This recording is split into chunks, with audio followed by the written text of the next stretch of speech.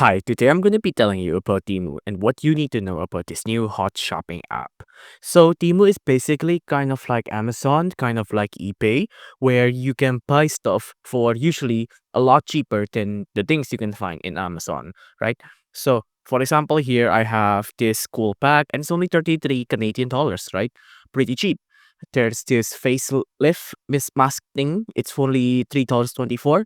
And there's these shoes, only $23 Canadian. There's this necklace for only $2. There's this ring for only 13.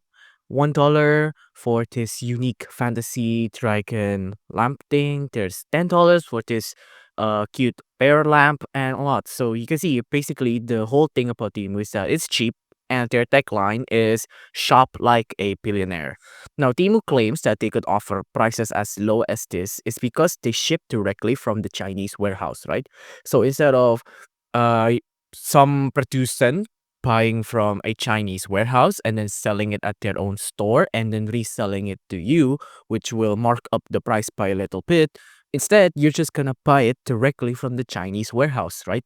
And that makes sense. That could be a lot more cheap, right? But there are security concerns about Temu collecting your private data. So there was a case where there was an internet analyst or a security expert.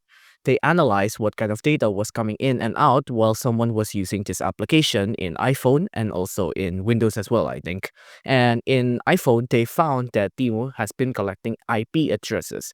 Now that should be normal, but the red flag here is that Temu collects your IP address when you're using it outside of Temu as well. So, for example, here, if I'm in my browser and I just close out of Temu and I shop and I do other things in my browser, Temu will still collect data for me, right? So, all of your privacy and all of your data could be being collected and being sold for outside profit. So, things like that.